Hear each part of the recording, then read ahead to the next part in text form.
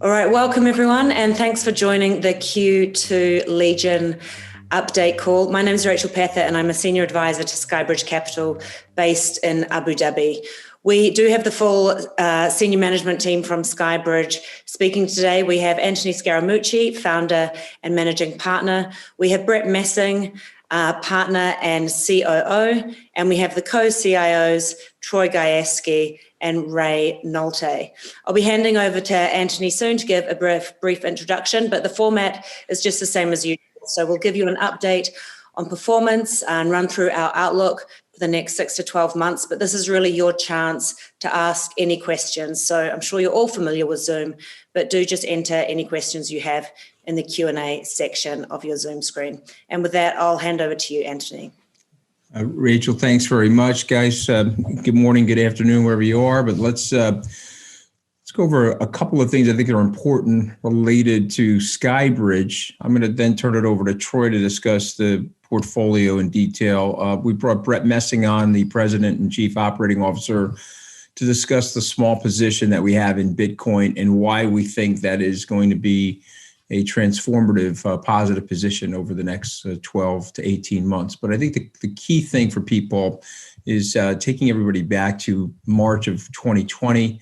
Obviously, the pandemic was just starting. There was a dislocation in the fixed income markets. We called for people to stay patient. We explained that those were technical sales, sort of a technical overselling of very, very good, fundamentally secure securities. And so those of you that waited and were patient were well rewarded. We had a probably 35 to 40% return, depending on the timing of that. Secondarily, there was a great opportunity to average in, and we were able to secure assets. A lot of assets, frankly, came in from Japan over the last year, so we're very grateful for that. Good news for the firm is we continue to grow our assets. And so I just want to assure people, Ray, Troy, and myself, Brett and I have known each other for 35 years. We met in law school, but Ray, Troy, and myself have worked together for the last 11 years. And of course, Brett and I had a business that we had prior to SkyBridge called Oscar Capital Management, which we ended up selling to Neuberger Berman before I started SkyBridge in 2005. So you've got great continuity on this team. 16 years in business, Ray and Troy running this portfolio for that period. Remember, this was a portfolio that we bought from Citibank back in 2010. So 11 short years later, here we all are with a very good story to tell. Assets are growing. Our SALT conference is going to be the week before the UN General Assembly meeting in September. We've invited luminaries to speak, including Secretary of State John Kerry, President George W. Bush. This being the anniversary of the 9/11 tragedy, there'll be a whole group of people there to discuss that, as well as the macroeconomic agenda. And of course, some of the legendary hedge fund investors, some of which are actually in this portfolio, like Steve Cohen from Point 72 and Dan Loeb from Third Point, will be speaking there. Last thing I'd like to say before I turn it over to Troy, we have created 3 new funds, a Bitcoin fund, an Ethereum fund, which we're launching on July 1. And we have a unit investment trust that we formed in partnership with First Trust, which is a Wheaton, Illinois-based asset manager. They have over $200 billion in management. Brett and I were there yesterday in Wheaton. That was, frankly, my first business trip to the Midwest in 2 years. And we're super excited about that opportunity. We started that business with them as a digital infrastructure fund. We started that business with them a month ago. We have about $40 million in assets, and it's growing. So I'm here to talk about the health of the firm and the continuity of management. And so we're super excited about the future. And then with that, I'll turn it over to Troy to discuss the specifics of the portfolio. Yeah, thanks, Anthony. And thanks, everybody, for your support over these many years. We really appreciate that, particularly the last 2 years, which, as you know, have been incredibly volatile in markets. So first thing I'm going to review is performance for you. Yeah, so here's basically the comeback we've had. Even after a tough May, we've had a very strong recovery from April. We were up 13 months in a row at one point, gave a little bit back in May, but we've obviously dramatically outperformed the Barclays Ag and still have a nice lead to the hedge fund indices. We are trailing equities, albeit with much lower vol, as you'll see on the next slide. Go ahead, Joe. Oh, I apologize. So the next slide basically is a focus on, remember, this gets back to Anthony's big point on continuity management, right?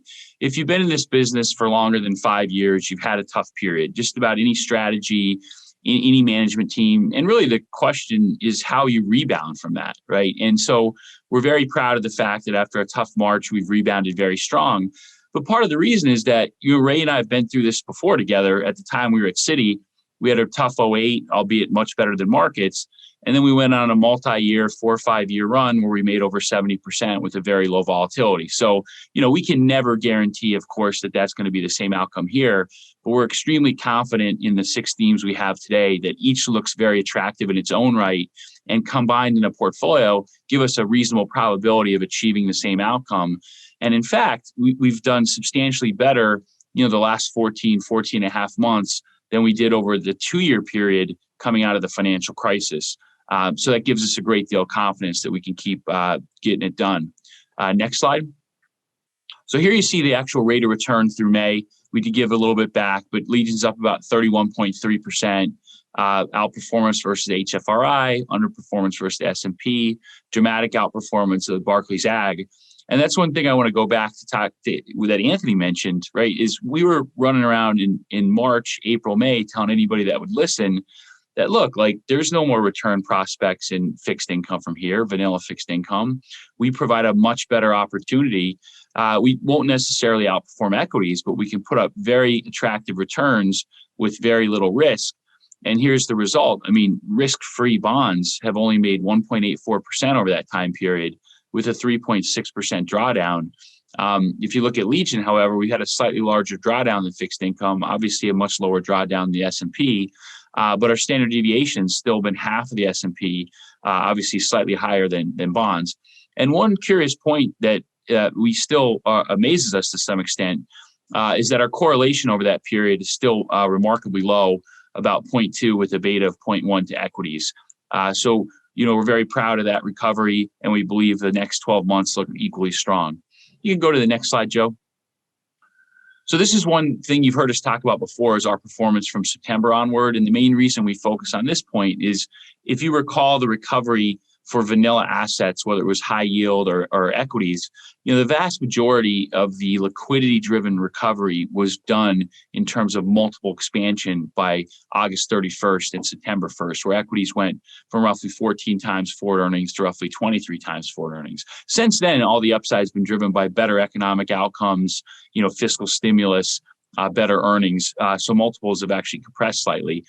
We did lag coming out given the nature of our assets, but since then you can see we've performed in line with equities with a lower drawdown, much lower volatility. And even though our beta and correlation crept up over that time horizon, it's still relatively low. And then as you move your eyes across the page, of course, and focus again on fixed income, you see, Barclays Ag down 1.7, maximum drawdown 3.4. So it's a classic example of risk with no return. You can go to the next slide, Joe. So we're excited to talk about the evolution of the portfolio and how it looks today versus how it looked coming into the pandemic. And the big picture for you to understand is that we've become more diversified by strategy, theme, and manager. But the key is to become diversified, but not diversified. Those of you that remember the great Peter Lynch, that was always his bugaboo, right? You don't want to become diversified. So we've obviously been very selective in which themes we've embraced that complement each other extremely well. We still have a heavier credit focus than most hedge funds or most fund of funds, but we're gradually legging out of that into strength as yields compress and prices recover due to the economic recovery. And as Anthony mentioned, the technical nature of dislocation. So if you go to the right, what you see is structured credit still about 36%. That'll be coming down further at the end of July. Multi-strategies are second largest theme at 19. Distressed corporate credit, which is primarily Canyon and a few other line items, is at 10. Convertible arbitrage is 11. Macro, which my partner Brett Messing will talk about in detail, is almost, or in the case of Legion, exclusively our currency debasement position in Bitcoin, And then we've built out a very selective book of long short equity. And so just to go through them one by one, if you look at structured credit now, and we've been saying this for the last 9-12 months, it's really the only thing you want to own in fixed income. It's really the only assets that have material return potential, much lower drawdown risk, we think, than even vanilla fixed income, high yield, super tight. And the fundamentals, whether it's housing, even commercial real estate, levered loans, consumer ABS, even we have a smidge of a position in aircraft exposure. And, the aircraft market's been ripping back as obviously passenger volumes escalate dramatically. So that looks very, very attractive. Multi-strategy, as Anthony alluded to, is primarily Dan Loeb at Third Point and Point 72, run by Stevie Cohen, two of the greatest hedge fund managers in history. They both have very rich opportunity sets, and they behave very differently than one another. Right? They're not only they're non-correlated to other things in the portfolio, but they're non-correlated to one another.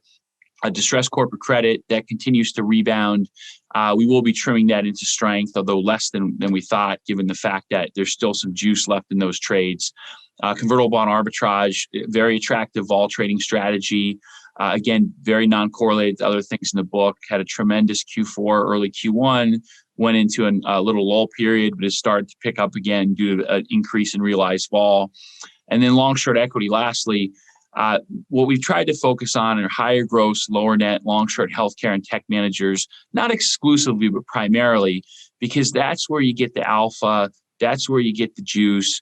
Those positions complement other things in the book. There's tremendous opportunities in ongoing cancer therapeutics. There's obviously tremendous velocity of change in technology in general, in terms of new business models and the potential for doubles, triples, four-baggers. And in fact, one of hedge funds' favorite investments are actually just Facebook and Google, given how cheap they've become relative to the broader market. So, when you step back and look at that portfolio, we now have 6 themes. Each are attractive in its own right. We think will be at least competitive with other asset classes with certainly better risk-adjusted returns.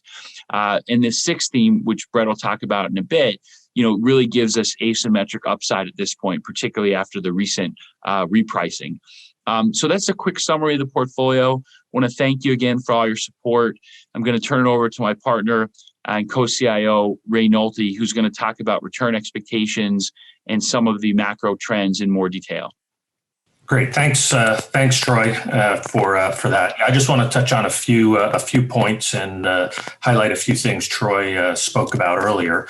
So here we are approaching the halfway point in the year. Legion is up roughly 7%, which is really its strongest start to a year since 2011. And our outlook for the balance of the year is for performance to remain in a similar range, which would put the fund up, let's say, in the mid to high teens for the full year. As Troy mentioned, the fund has been up 13 of the past 14 months, gaining approximately 30%. And importantly, the fund's been able to do this without taking on more risk. In fact, if you look at the fund's volatility profile over the last year, it's been roughly a 9% standard deviation. And if you look at the 10-year volatility number, it's also right around that 9% number. Additionally, the correlation properties remain very favorable. Correlation to equities over the past year has been slightly positive, around 0.2, and correlation, to bonds against the Barclay Ags is slightly negative. And the last year's correlation properties are very similar to the fund's long-term correlation properties, showing little or no correlation to stocks and bonds, which is exactly what one wants to see in an alternative asset portfolio, and it's certainly consistent with the investment objectives of how we try to run Legion. The economic recovery continues to pick up speed, and we expect we'll continue to see further improvement in the months to come. The combination of the fiscal stimulus as well as the monetary stimulus that's been injected into the economy, a vaccine rollout that's certainly gone as well as anyone could have hoped for, has gotten us to where we are today.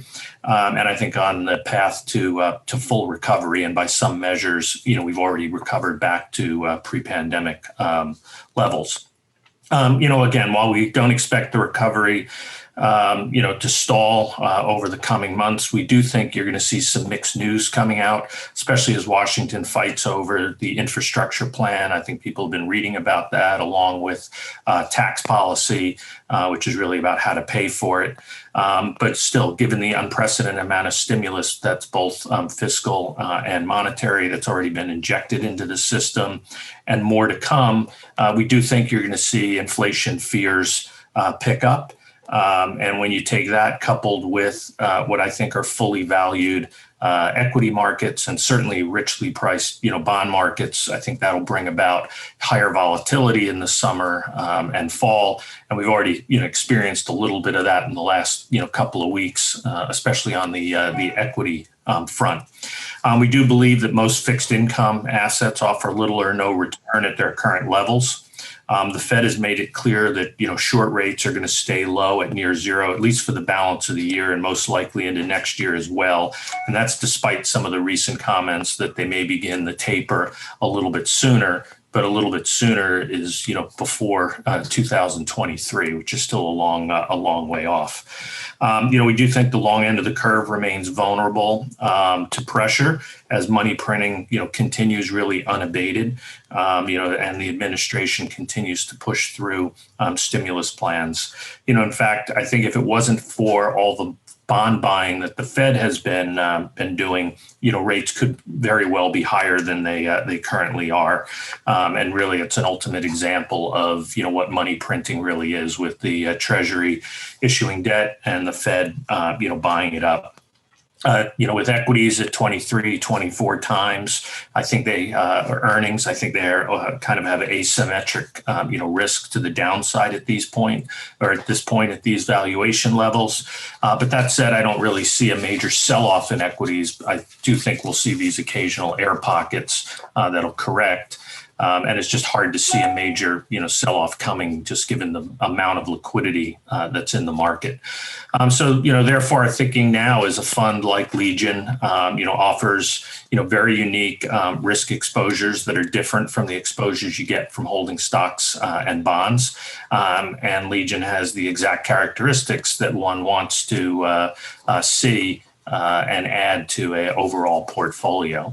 The changes we've made to the portfolio over the past several quarters, they're consistent with the underlying thematic and dynamic management styles, which the fund has followed for over the last 15 years. And based on the changes we've made over the past year, I think Troy mentioned this, the portfolio today is certainly more diversified across strategies. It has less underlying leverage if you look at the leverage that the managers we currently have are utilizing in the book, and it's invested in more liquid strategies. So all of that, leads us to believe that the portfolio today is less risky than it's been in many years, with about 35% in structured credit, 21%, 20% in multi-strat, roughly 12.5% in distressed, a little under 12 in arbitrage strategies, and 9 or so in macro, and then the long short book that Troy talked about. The multi-strat managers I really see as a nice anchor to the portfolio. They offer good return profile, but they also offer a very good downside protection. And on the long short side, we're building that out with a series of best in class managers. Smaller positions to each of those managers, but focusing on very specific style and sector groups such as healthcare, technology, and some value-oriented managers that we've recently added. Also tending to focus on managers that run somewhat higher, gross positions, but lower net, and therefore less directional equity beta to their positions. I think we're pretty well positioned as we see the balance of the year playing out. I think we'll make a few tweaks as we move through the year, but I don't envision making any material changes. So, again, based on the mix of strategies and the managers that are currently in the fund, and if you look at the individual expected, return profiles, we feel really confident in our ability to continue to put up performance numbers like we have over the past year. While some months are going to be better than others, we do think that the fund has the potential to generate returns that are above the historical average returns that the fund has put up. And we're going to be able to do that with similar volatility to what we've had in the past, and continue to have those very attractive correlation properties. And, you certainly saw that, over the last 12 months, given what bonds have done and what our fund has done. And you've seen that in very specific, equity months, a month like February in particular, where the fund was up in excess of 5%. And the NASDAQ was actually negative that month. So with that, I'm going to pass it over to Brett, who's going to talk a little bit more about our macro positioning. Thanks, Ray. And I want to thank everybody for joining us. I guess it should be mentioned that we're off to our strongest start since 2011. And Ray and I are actually board members for our larger RIC. And I noticed that we're actually we just finished our best fiscal year since inception. So I think we're feeling pretty good about the way things are going.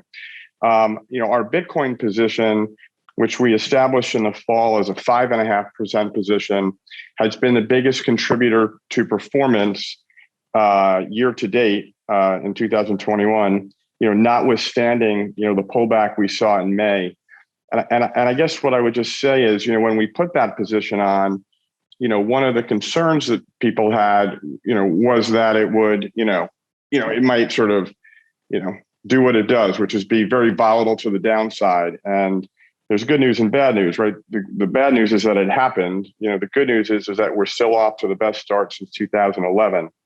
The Coinbase IPO was I think a very important event, and I think we'll look back on it as an inflection point, sort of like what Amazon meant to the internet.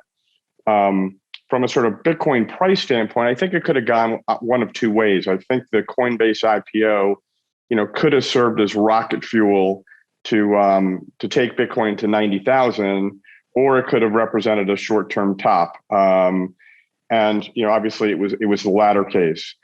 People ask, well, why is it down? And I guess the first reason is, Bitcoin is just a very volatile asset. I mean, from the end of November to early April, it went from 16,000 to 64,000, and almost all of the volatility in Bitcoin has been up. Not all, but almost all. And so that volatility is sort of, it's a feature, but that it's not a bug. So anything that can go up that fast is going to have, retracements. And unfortunately, that's what we're experiencing, right now. There were a couple of events that I think are worth noting that, affected, May performance adversely. One was Elon Musk putting a spotlight on sort of, Bitcoin mining, how much energy it uses. And at this point, the fact that it's not yet, 50% renewable, we actually think it'll be 100% renewable by the end of the year, by the end of the decade, and that this issue will go away. But I would say in the near term, that resulted in some U.S. and European institutions pressing pause. And Elon Musk, in his mercurial ways, has sort of started to already come back around and is looking for evidence that that renewables, are 50%, at which point he has said Tesla will accept Bitcoin again. On that note, the other sort of second big news, and they're connected to the Musk news, is China has cracked down on Bitcoin, particularly Bitcoin mining. And I know that makes for a lot of sort of scary headlines. It is the most positive thing that could happen to Bitcoin, okay? Not this week, not in the last month, but absolutely long-term. And let me explain why. The first is, again, back to this ESG issue. About 50% of Bitcoin mining is done in China, and most of it is dirty mining. It's done in the coal regions. So when you take that mining out of China, and it is happening, it is very quickly, there's a big shutdown of Bitcoin miners in one province this weekend. 3 weeks ago in another province. These are two of the largest Bitcoin mining provinces in China, where a big portion of sort of the global computing power is. And that hash rate, as it's called, is being distributed globally. And importantly, a lot of it's going to come to North America. Right now, North America has about 7% in mining. We think that gets to 25% in the next 2 or 3 years. And why that's significant is the North American miners are committed to green mining. They're by far the greenest miners. The other thing I think you're going to see just generally outside of North America is miners looking for regulatorily stable environments, having just been sort of chased out of China in a very capital intensive business and bearing all the costs of that. And that's going to lead them to countries, that just tend to embrace more environmentally friendly policies. So I view it as again, I think it's the most positive story that's happening in 2021. But it is causing some short-term pressure. And again, it makes for headlines that I think are scary to people that don't understand what's going on, with Bitcoin in China broadly. And I would just remind people that Facebook is banned in China. Google is basically banned in China. Sort of if you're an emerging disruptive technology, and we think that Bitcoin is a monetary, digital monetary network, sort of, getting banned in China is a rite of passage. And by the way, this also happens to be the 5th time that Bitcoin has been banned in China. I do want to touch on, our adoption story, because there are 2 reasons why we are long and excited Bitcoin. And they're both sort of flashing green. One is sort of the unprecedented money printing that we've seen throughout the world. And notwithstanding the recent comments by the Fed, Ray and I discussed this. I actually think the Fed's comments were notwithstanding them being characterized as hawkish, I think they were about as dovish, given the inflation that we've seen, which I think is transitory, without being losing their credibility. I mean, they've said that maybe talk about taper end of this year, next year, no rate hikes till 23. As we all know in financial markets, that's forever. I mean, so we're just going to have to see sort of how the economy unfolds. But today, the US dollar has been devalued by over 30% in the last 12 months. And if there's anything we know about fiat currencies, is once governments start printing money, they just don't stop. And of course, the Biden administration has big ambitions for fiscal policies that will just further add stimulus and ultimately lead to devaluation. The second part is that this is an adoption story.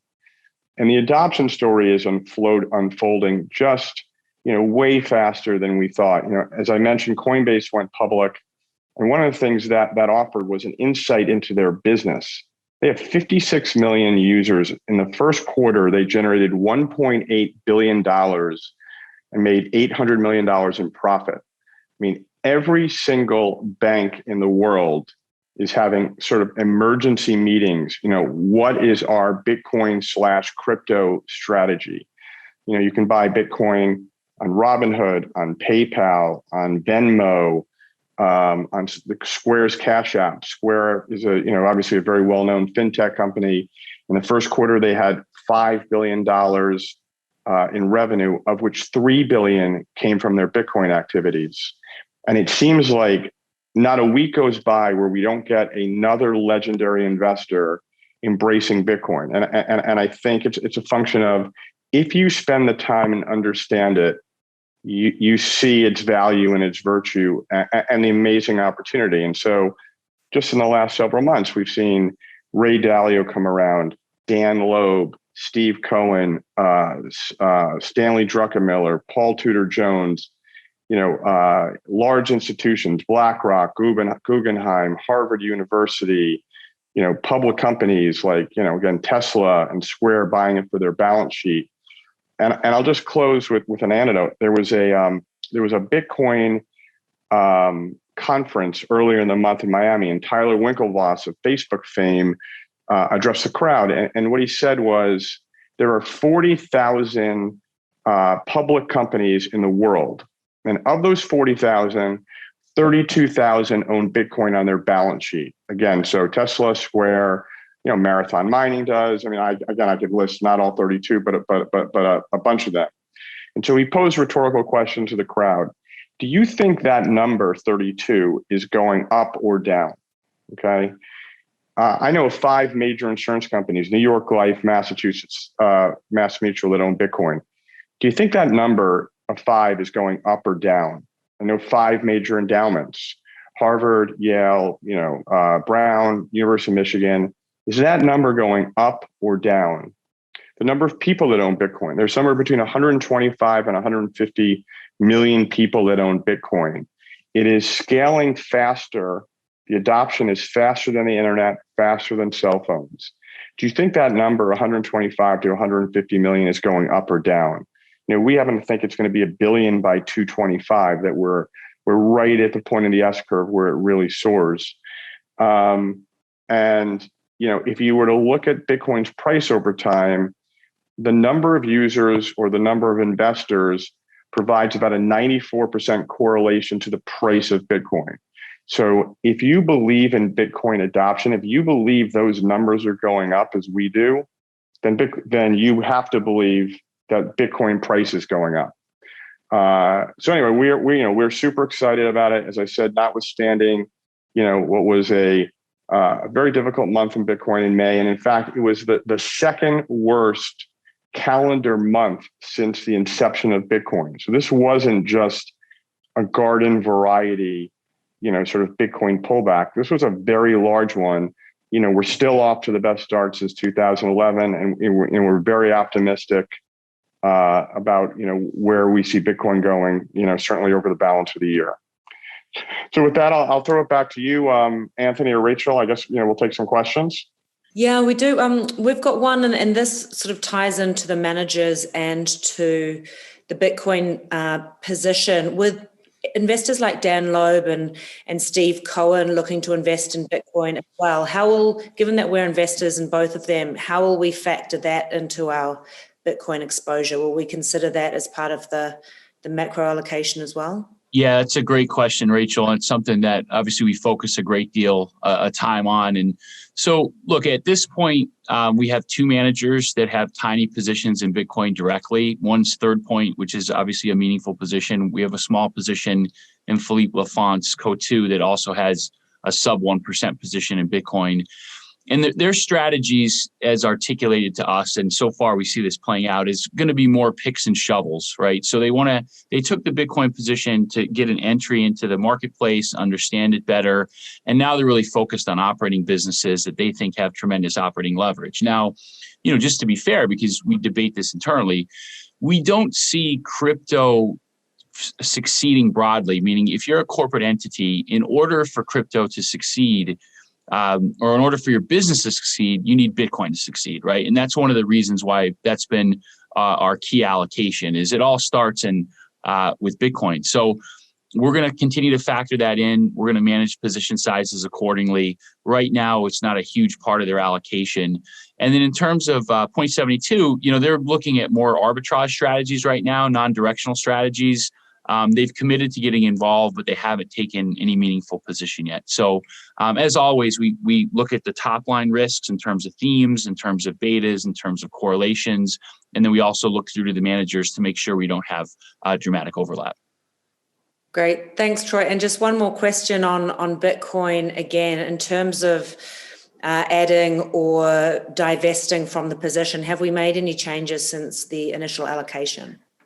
Actually, I would. So I'm glad you brought that up. So I forgot to mention it. We actually sold about 84 million of Bitcoin at the end of March at a price of 58,500. And that was really just a function of risk management and trying to keep an eye on the overall volatility of the portfolio so we can deliver for people the product that we have historically. And as Ray mentioned, the portfolio vol is right in line with sort of the 10-year average. So we did sell some. Obviously, we wish we had sold more so we could be buying it back now. But we had a game plan and we were disciplined. And candidly, we sold it 2 weeks before the Coinbase IPO, and it was a little bit hard to let go of it because it did trade higher into the Coinbase IPO, but we had a plan, we stuck to it, and I think clearly with the benefit of hindsight or luck, it was the right approach. And Rachel, one thing I'd add there too, it's a little separate topic, but just to remind everybody again of what the business we're in. We're in the business of generating the best absolute and risk-adjusted returns that are non-correlated to broader markets.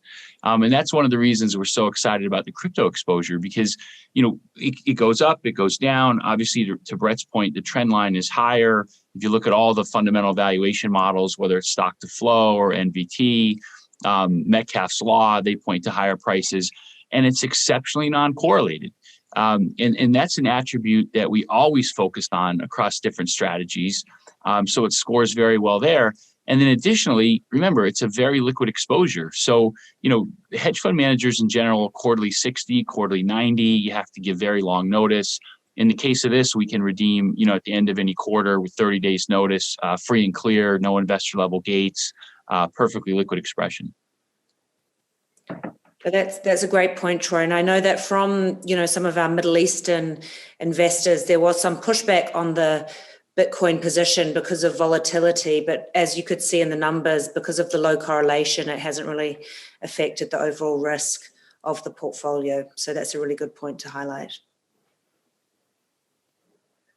Those are the only questions that we've had come in from the audience thus far. If you do have any final questions, please do just enter them in the Q&A section of the screen. Otherwise, we'll hand over to the senior management for closing words. Well, I'll start. I'll let the other guys close off. I think, listen, we're grateful that you're with us. I would recommend adding to the portfolio. I think this is probably the most exciting time that we've had at SkyBridge since we got started. And so I'm super excited. I've been adding to our domestic portfolio every month. And if people want to reach me directly to talk about this, the future of the firm, what we're doing in other realms, I'm reachable at 917-439-3646. And I appreciate you being on the call with us today. Troy, do you want to say anything? Yeah, no, look, I'll finish with, you look at each of those 6 themes, right? It's really tough to duplicate or improve upon our distressed credit exposure. Our structured credit exposure is locked and loaded. Our convert guys, again, now that implied vol looks like it bottomed out about a week ago and realized vol bottomed out. They have great, gamma trading opportunities. Look at our multi-strategy managers. 0.72 and Third Point, very tough to beat there. And in the long short healthcare and tech, whether it's Whale Rock, Red Mile, Armistice, these guys are there to make money and do it in a non-correlated way. And then lastly, again, you think of this correction that Bitcoin's had, right? It's now extremely cheap to every fundamental valuation model. And yes, cycles can be different, but there's very little reason that you can convince us or myself that in an environment of what will now be, when the Fed releases the numbers today, about 33% more money supply and such dramatic adoption, that Bitcoin's not going meaningfully higher from here to close the year. So to Anthony's point, we're extremely excited about the opportunity for all 6 of our themes right now.